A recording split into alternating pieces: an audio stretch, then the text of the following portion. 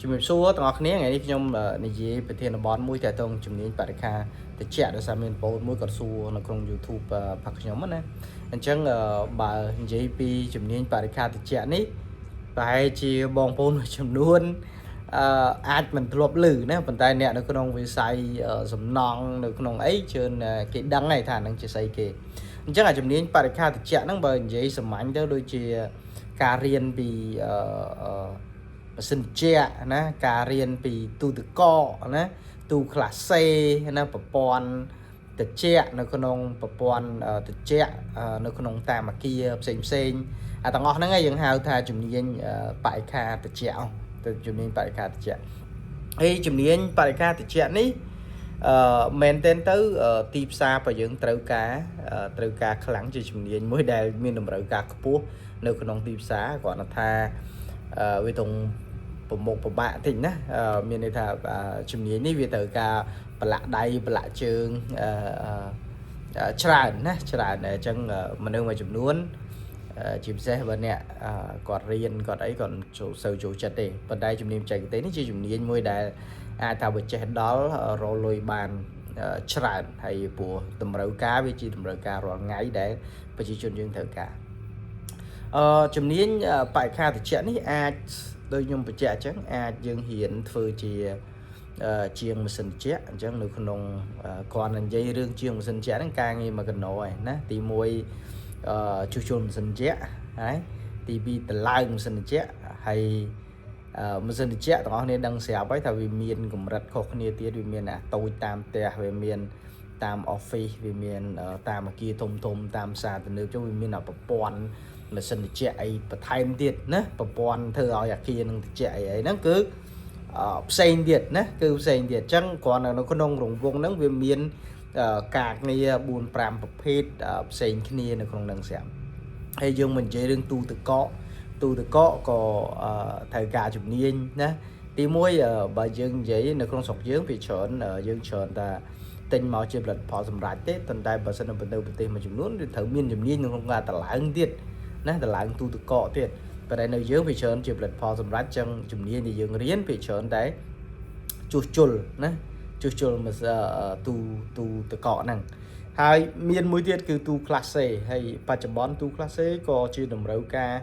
ច្រើនដែរទាំងអស់គ្នាឃើញហាងនីមួយជាទូទៅគឺត្រូវការទូក្លាសេណាទូក្លាសេរហូតដល់ឥឡូវនេះចាប់ផ្ដើមមានឡានក្លាសេទៀតណាឡានក្លាសេទៀតអញ្ចឹងទាំងអស់ហ្នឹងគឺសិតតែនៅក្នុងប្រភេទការងារជាជំនាញបរិខាត្រជាក់ឯណាជាជំនាញបរិខាត្រជាក់ហើយជំនាញនេះបច្ចុប្បន្នដូចជាបើយើងទៅរៀនគឺរៀន TVET ណា TVET មានន័យថាជាសាលារបស់ក្រសួងការងារគឺយើងអាចទៅរៀនបណ្ដុះបណ្ដាលហ្នឹងបានហើយខ្ញុំគិតថា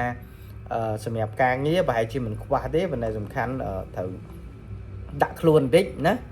ដាក់ខ្លួនបន្តិចដើម្បីទៅធ្វើព្រោះដូចខ្ញុំថាអញ្ចឹងការងារហ្នឹងវាត្រូវការប្រឡូកប្រាក់បើកម្លាំងនៅពេលដែលយើងនៅជាកូនជាងគេជាអ្នកដបងអញ្ចឹងណាអញ្ចឹងជាទូទៅបើយើងមើលទីផ្សារការងាររបស់យើងអាចថាយើងចាប់ដើមដំបូងអាចមួយខែបានប្រាក់ខែ150 250អីទេណាព្រោះអាជីវកម្មបែបហ្នឹងភាគច្រើនបើទាំងអស់គ្នានៅតាម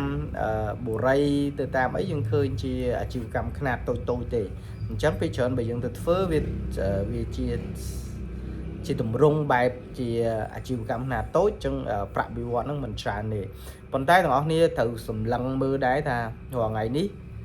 ផ្សារទំនើបអគារខុនដូខ្ពស់អគារការិយាល័យជាច្រើនណាគឺសិតតែត្រូវការជាងបច្ចេកទេសដើម្បីទៅតម្លើងក៏ដូចជា maintenance មានន័យថាថែទាំណាជួសជុលថែទាំអីចឹងទៅអញ្ចឹងទាំងអស់ហ្នឹងបើសិនណាទាំងអស់នេះចូលដល់លំដាប់ជាងហ្នឹងមានបទពិសោធន៍1ឆ្នាំទៅ3ឆ្នាំអីហើយប្រាក់ខែជាទូទៅវាបានបែរខ្ទង់250ទៅ450ដែរហើយជំនាញហ្នឹងបើសិនណាយើងឡើងទៅជា senior ជា team leader ជាអីចឹងទៅអាចបាន500ដល់800ឯដែរហើយបើសិនណាទាំងអស់គ្នាជាអ្នកបច្ចេកទេសហ្មងអាចឈានដល់$1500-$2000នៅក្នុងមួយខែដែរជាងក៏ប៉ុន្មានប៉ុន្តែវាចូលដល់លក្ខណៈបច្ចេកទេសយើងចេះគូសវាសប្លង់ចេះ vì tầm lại chế ao dù bỏ được không cả chút chút là về nó phải khai dương trở này hay dương lên một lục là đỏ lại ngày khuôn này nhảy nè